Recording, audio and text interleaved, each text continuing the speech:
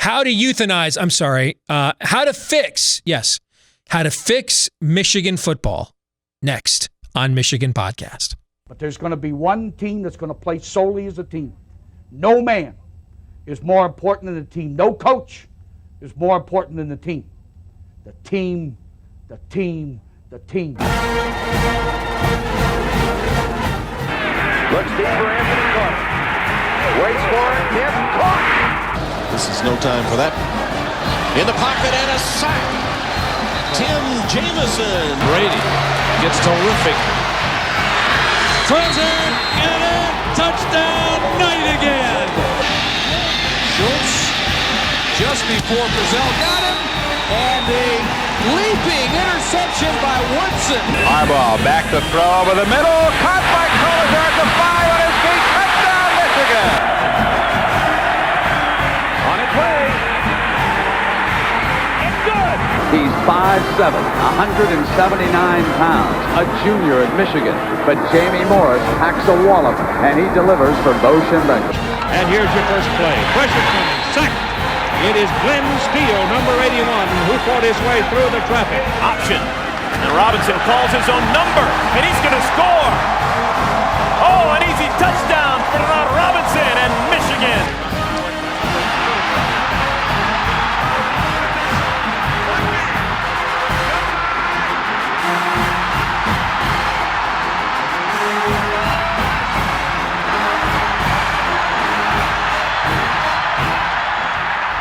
Win it. We're going to win the championship again because we're going to play as a team. And when we play as a team and the old season is over, you and I know it's going to be Michigan again. Michigan.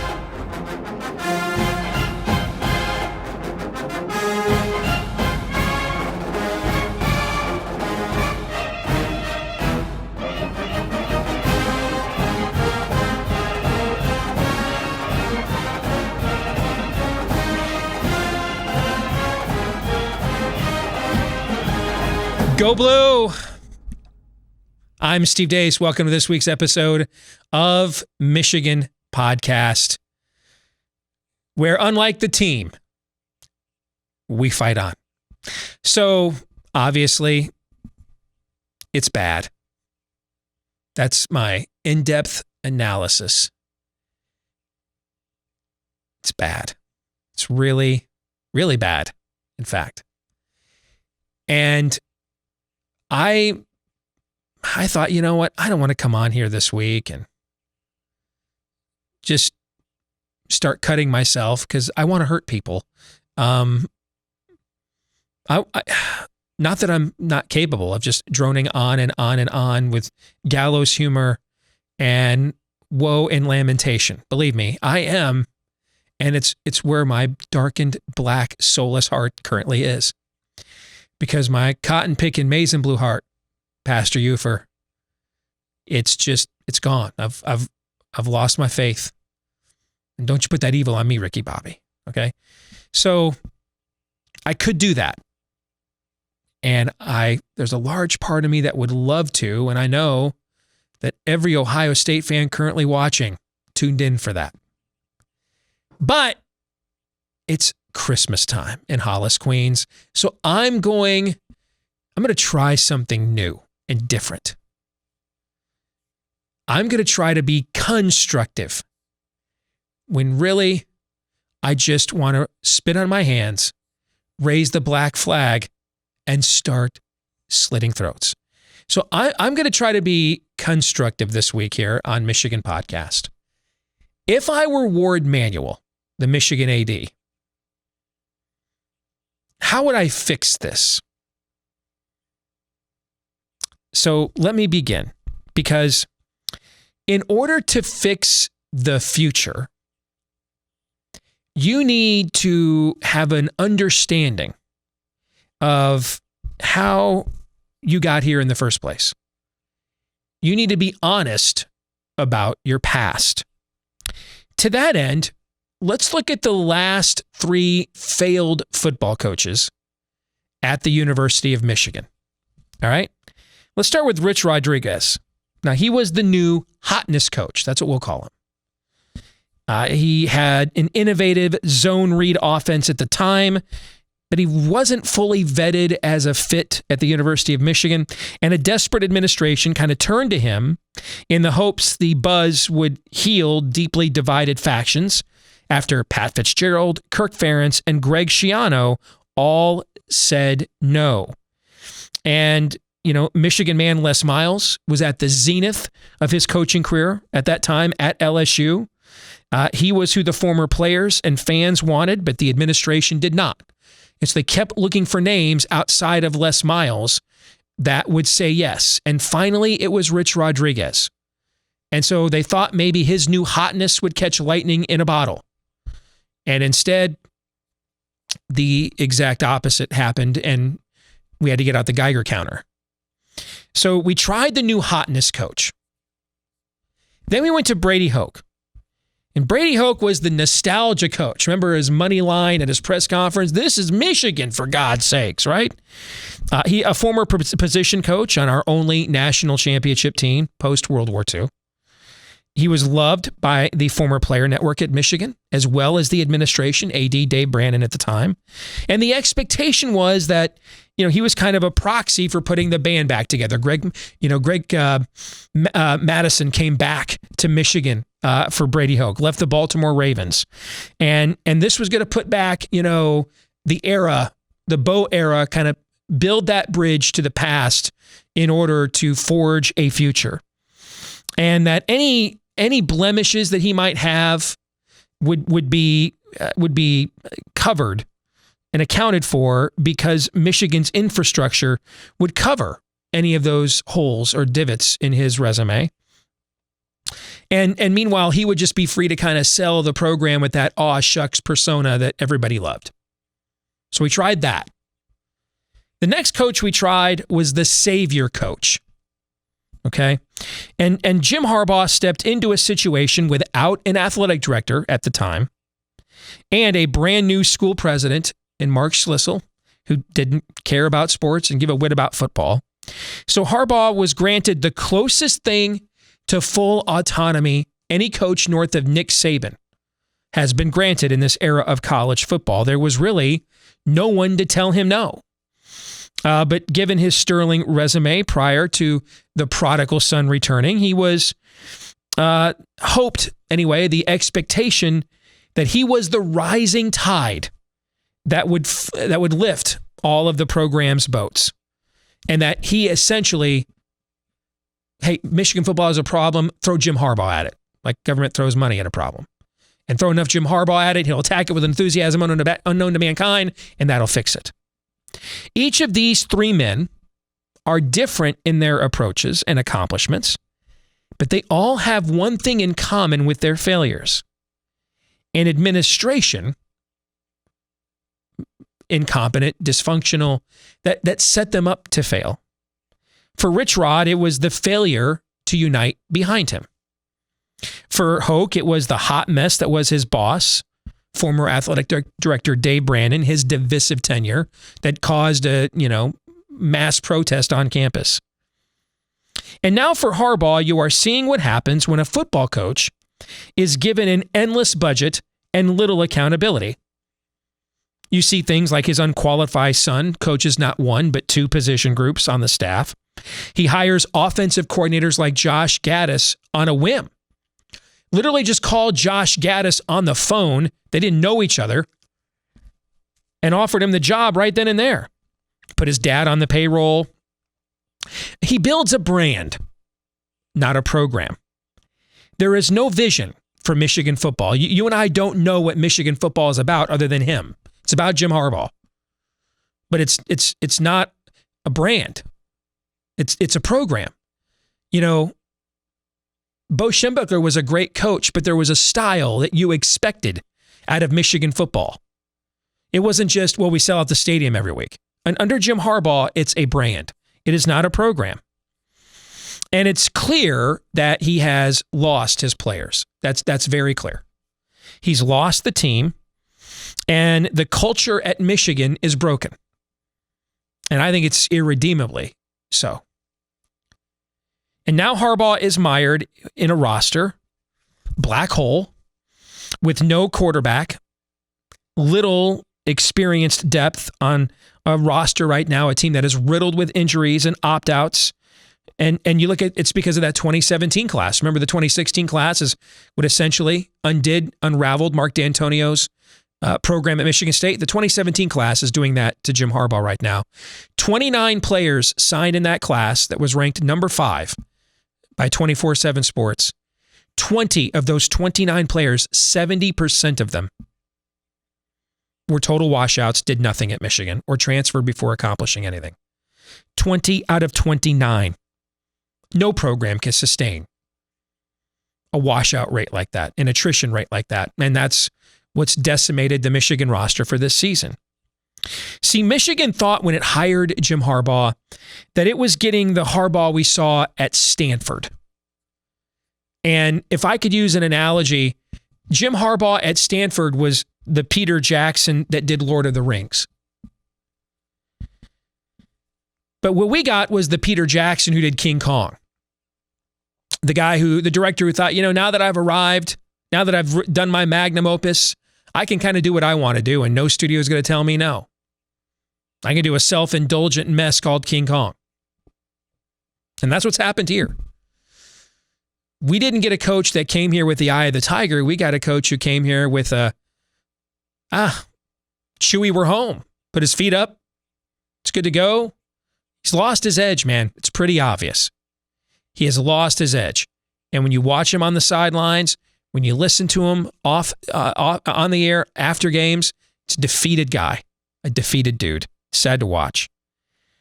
For the football program at Michigan to be fixed, the administration at Michigan needs to do something more than a list of names.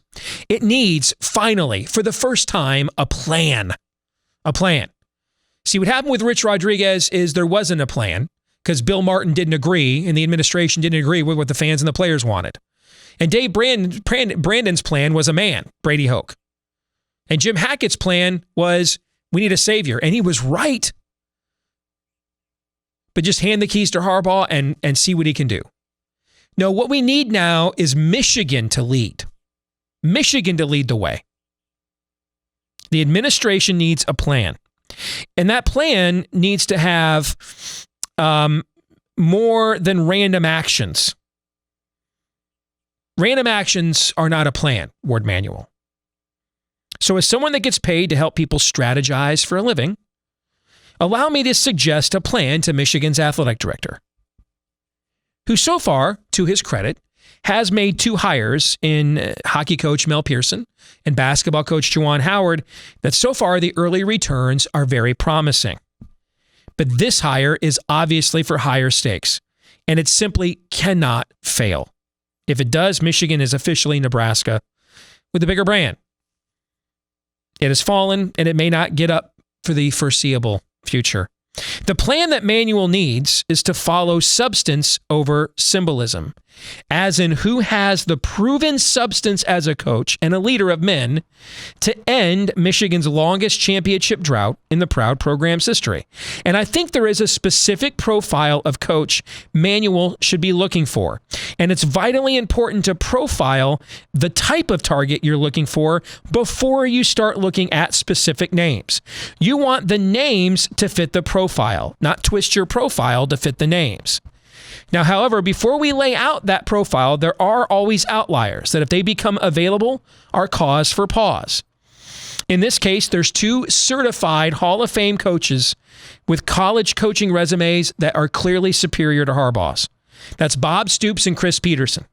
If either of them indicate to you that they could be enticed to return to the sidelines, then you vet that first and look to see if they still have the fire in the belly to grind. But barring that good fortune, which I would not expect, this is now where Manuel has to earn his keep, which leads us to the profile of the coach that Michigan should be looking for. I already foreshadowed the word here. Michigan is looking for the grinder coach, the grinder, a coach that comes here into a humbled program which has rested on its laurels and lacked self-awareness for far too long, and brings that eye of the tiger, man. He will leave no stone unturned, especially on the recruiting trail. He'll establish a culture of work ethic and camaraderie at Michigan, similar to the chip on the shoulder a young Bo Schembechler brought with him from Miami of Ohio more than 50 years ago. And this grinder coach doesn't need to have any connections to Michigan, although that's not terrible if he does. Doesn't have to even have Midwest connections, although that would be a plus. But the grinder coach wasn't born on third and credited with a triple. He's not siphoning off some famous coach's coaching tree, but has shown that he can build a culture that shifts paradigms all on his own, because there's only two ways to win championships in college football today. Either with 5-star players or a 5-star culture. And Michigan needs to build that culture first before it hopes to consistently compete with Ohio State for those 5-star players on the recruiting trail. And building that kind of culture takes a lot of hard work. The grinder coach will put in that work because he still believes he has to prove himself. He understands championships, they're won in the dark when cultures are built during long and grueling off seasons when no one is watching. This time, Michigan. Have a plan and hire substance. No more hype machines. Hire the grinder. So why should you consider supporting us on patreon.com/Michigan Podcast? Well, how about if I lay 2,061 odds plus 2,061 odds or 21-1 odds that you might get a good return on your investment, because last week on our page, this underdog money line parlay that I recommended that was plus 2061 at William Hill hit. And if you were one of our subscribers, you got that underdog money line parlay. And you can see in the comments section, a lot of people were very, very happy with the early Christmas gift that they received. That's just one of the reasons why you want to support us at patreon.com/Michigan Podcast. For as low as $5 a month, you can get our exclusive picks, both for football, basketball, and baseball. We absolutely killed it during the regular season this year in Major League Baseball, and we gave out those picks each and every day. So if you don't want to miss everything that we're a part of each and every week and day at patreon.com/Michigan Podcast, go there now and you can support what we do here at Michigan Podcast, and then get an ROI with maybe some winning handicapping picks at the exact same time. Patreon.com/Michigan Podcast. Thanks to all of you that are supporting us there, the hundreds already. We appreciate each and every one of you. Join their ranks and make a little money on the side, maybe. Patreon.com/Michigan Podcast.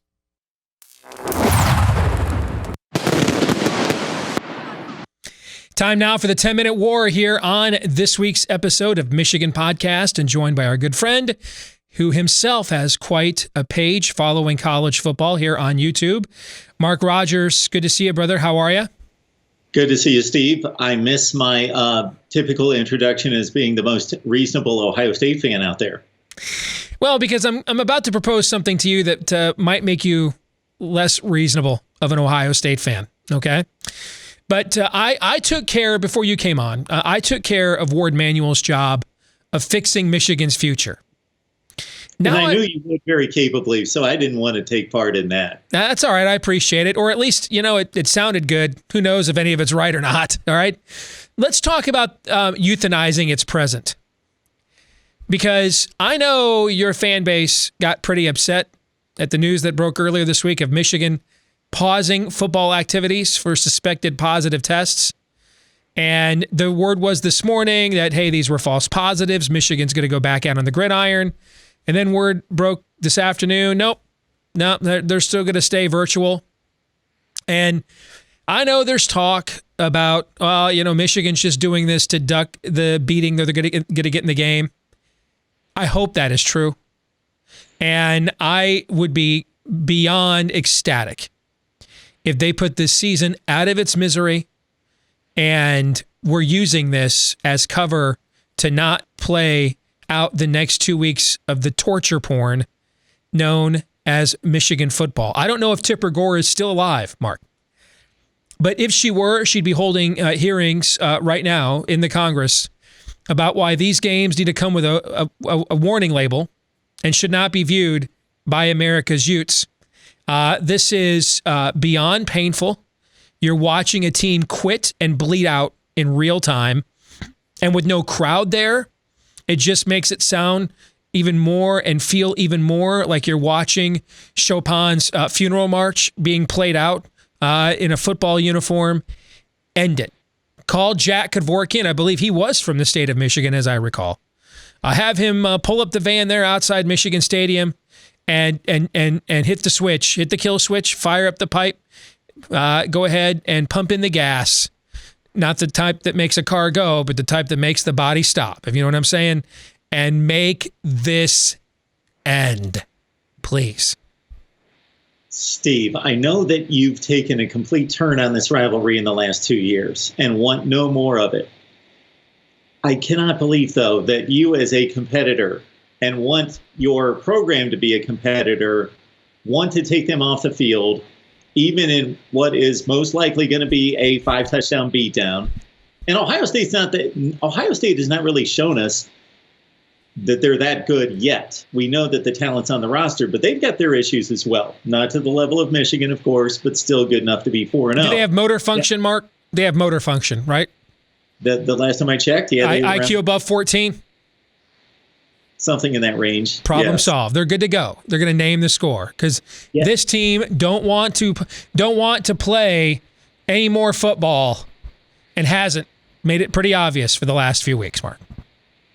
Okay, so does the Michigan fan not want to play this game for these reasons? In addition to the beatdown, that there could be a situation in which Ohio State is deprived of the Big Ten championship opportunity because of a cancellation against Michigan. And that would be almost, we could go back to 1973 and the vote that sent Ohio State to the Rose Bowl. We could go back to Woody going for 2. We could go to a number of narratives and pit stops along the way that have made this tradition, this rivalry, this legacy of the two programs against each other so historic. But this might be the ultimate one-upsmanship, ultimate. Yeah, that doesn't do anything for me. I think if we were more competitive, first of all, you know me, I don't even think it's a rivalry. It's not. It's a tradition, but it's not a rivalry. It's a great tradition, kind of like the turkey has with a knife every fourth Thursday in November, right?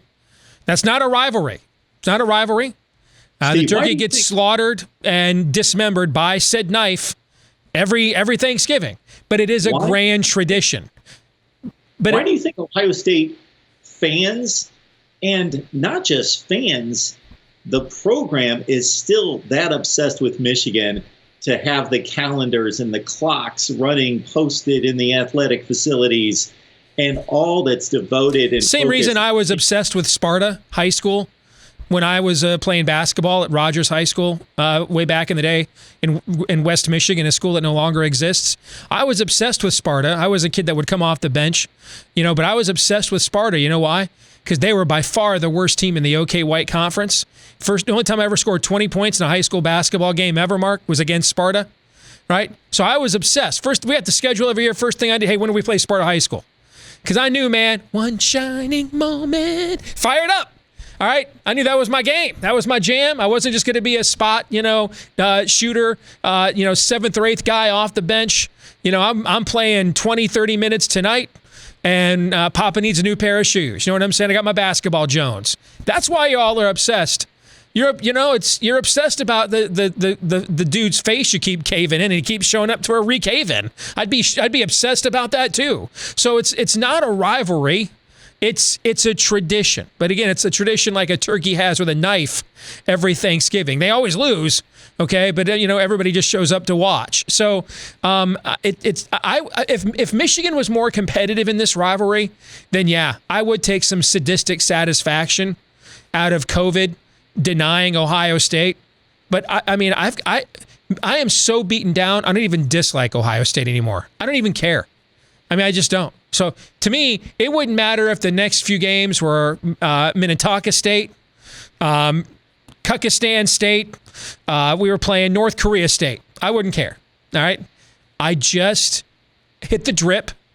I want this to end now. It just needs to end. Period. Are you the Michigan fan who roots for Big Ten, other Big Ten teams in postseason play or in non-conference play, including Ohio State? Now, before this current era of Michigan football crushed me, I was Mr. Big Ten camaraderie, esprit de corps. And then I got to be like, screw all y'all. But then we started this show a few years ago called Bigger Ten, so I'm back to being pro Big Ten again. So, but in general, if it's good for Michigan, I'm for it. Like, I've rooted for Ohio State when them winning a game would be good for us because that's good for us. Right now, though, there is nothing good. Dude, Michigan football is so bad. Did you see the release today of the Rivals recruiting rankings? Like, literally every kid we have committed dropped.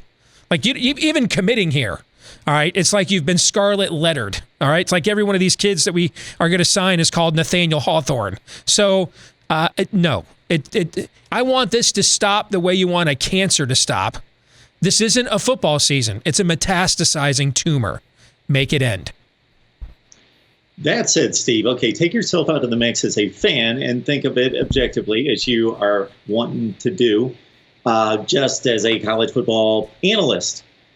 Do you realize that we're in a situation in which the Big Ten could be sending the wrong team to its championship game? That they have set up guidelines and stipulations and rules of this 6-game requirement that would, okay, let's play out the scenario.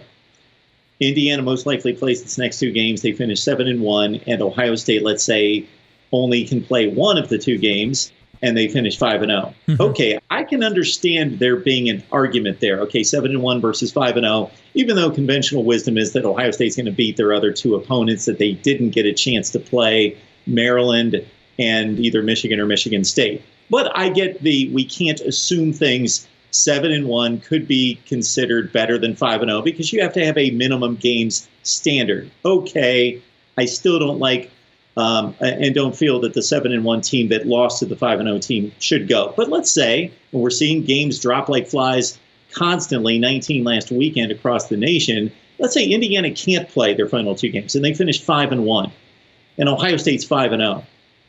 These Big Ten rules are going to send, unless there are 18 games canceled in the Big Ten, which there won't be, there have to be another 12 games canceled to lower that threshold of games that qualify. I believe 12 of the final 14 games would have to be canceled to lower that threshold, which isn't going to happen. Right. And if that happens, we have bigger issues. Right. Then the Big Ten is going to be sending a 5-1 Indiana team to the Big Ten championship game and sending a 5-0 Ohio State team that's still going to be playing that weekend, just going to play Wisconsin or somebody. And you're going to have an eligible team that's healthy enough and meets the requirements that's going to be playing that weekend that's 5-0 that beat the 5-1 team. It's almost like this, Steve. You're a Major League Baseball fan. How did they determine the batting champion? It's obviously the best batting average in the league. Well, if you go 40 for 100, and there's 100 plate appearances necessary to win the batting championship, and you're 40 for 100, and I'm 50 for 90, I don't win the batting championship, right? No, Major League Baseball has a reasonable stipulation that we can add on the plate appearances that determine that I would win the batting championship regardless. So you give me the 0 for 10, I'm 50 for 100, I win the batting championship. Give Ohio State a loss, give them a forfeit, whatever you need to do technically to send them to the Big Ten championship game at 5-1. There's a simple solution because you could run into a situation, okay, one team plays 2 or 3 games then. You know what I mean? Okay? So there needed to be some minimum threshold, or the way you get around the minimum threshold is if, to me, and this is what I would have done, and I think we should have done this in every sport, that part of getting to play this year is navigating the protocols. That's part of the expectation. Just like we have expectations in college sports, you have to have a minimum grade point average, right? Expectations in college and pro sports, certain substances that you can't test positive for, right? Okay. There are always expectations you have to navigate away from the field of play in order to get on the field of play. This year we have an added one called COVID. Now, the precautions of this league are ridiculous. We've been talking about that from the beginning. And now we're starting to see the contact tracing that we were told we would not have to see because of the daily antigen testing, right? Now we're getting kind of the worst of both worlds now. Now we're getting this 21-day, off period and all these other, draconian measures that the other leagues don't have, but then we're getting the contact tracing that the other leagues do have. So we're getting the worst. We were led to believe, and I thought that the daily antigen testing would save us from all the speculation of contact tracing. But alas, it apparently is not. It's not as bad as what you're seeing in some of these leagues where teams are going on the field with 44 guys.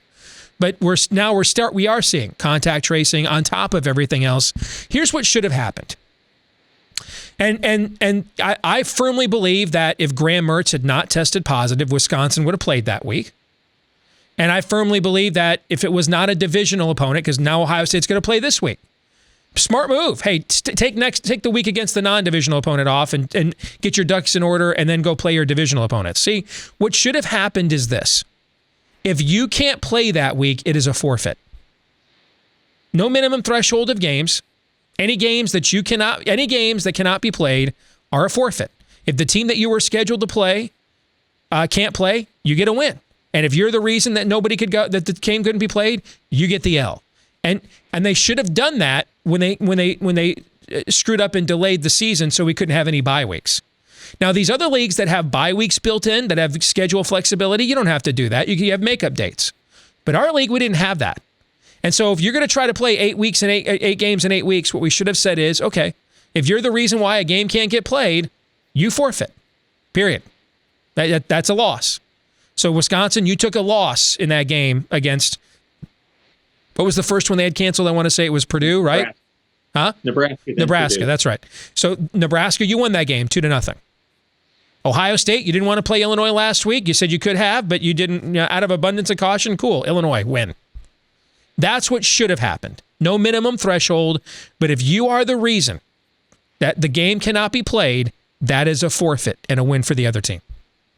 Well, I can agree with that, but I can also agree with taking it that medium step that at least if the thresholds are met, meaning that it's safe to play by the league standards, and then a Wisconsin steps out and says, well, we don't really feel comfortable playing, that opt-out should not have been available, and that should definitely be a forfeit. Absolutely, yeah.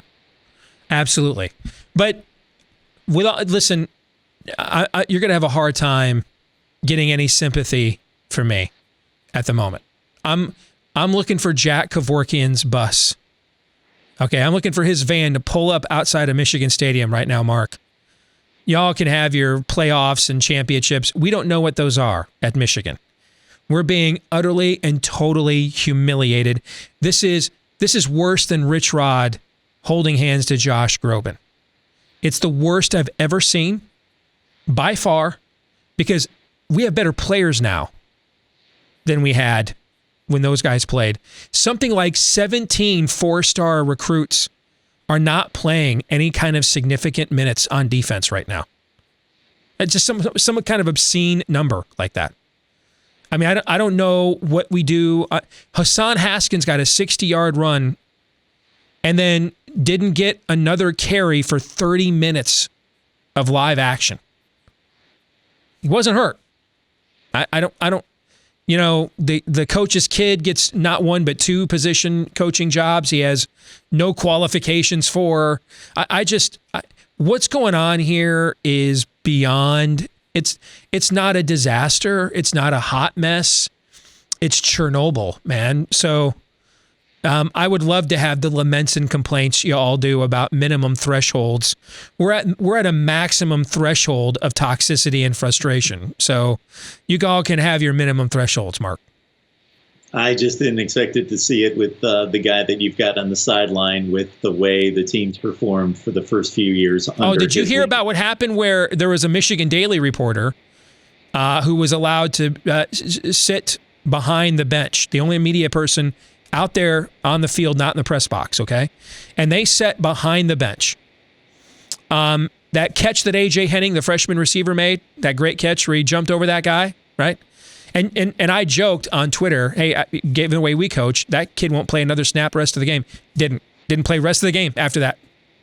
Made a great play, back to the bench. Okay. It must be part of the process. Yes, Steve. that's part of the process that Jim Harbaugh is talking about. Yes. And so anyway, he gets up and makes a great catch. And the Michigan Daily Reporter said the sideline was so dead that Jim Harbaugh had to turn around and yell at the players to get up and cheer for their teammate. That's a true Jeb Bush, please clap. And that's when you know it's bad. You get the last word, Mark. Well, I was caught into this news conference that Jim Harbaugh had the other day. And certainly, yes, Nick Saban's famous for spouting about the process. And there does need to be a process. But usually when you're defending the process, you're defending that within the first few years. And then the results come. If they can't come immediately, you're telling people, okay, we have a process. Whether it be an office or a factory, whatever the business organization, you come in and you say, we got 12 people working in that area. We only need 9. Let's move those 3 over here. The conveyor belt's running too slow. Let's speed it up a tick. Let's do X, Y, and Z. Let's start a Slack channels for better communication between whatever needs to be done. And it's reasonable to think we're going to take a step back in productivity for a period of time until everybody catches up. We get everybody on the same page. We get some people out of the organization that need to go somewhere else, and then the results follow. That Jim Harbaugh explanation or defense of his process was mind-boggling. Well, at least he didn't call it a 5-year plan. All right. Anyway, Mark, good to see you, brother. As always. All right. Take care. Merry Christmas. Yep. I'll be cutting myself. So why should you consider supporting us on patreon.com/Michigan podcast? Well, how about if I lay 2,061 odds plus 2,061 odds or 21-1 odds that you might get a good return on your investment, because last week on our page, this underdog money line parlay that I recommended that was plus 2061 at William Hill hit.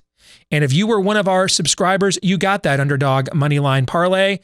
And you can see in the comments section, a lot of people were very, very happy with the early Christmas gift that they received. That's just one of the reasons why you want to support us at patreon.com/Michigan podcast. For as low as $5 a month, you can get our exclusive picks, both for football, basketball, and baseball. We absolutely killed it during the regular season this year in Major League Baseball, and we gave out those picks each and every day. So if you don't want to miss everything that we're a part of each and every week and day at patreon.com/Michigan podcast, go there now and you can support what we do here at Michigan Podcast, and then get an ROI with maybe some winning handicapping picks at the exact same time.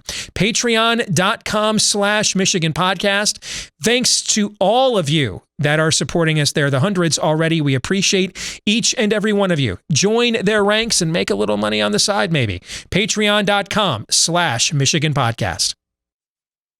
This week's Twitter poll results, we asked you, who do you think our rivals and their fans are more afraid of?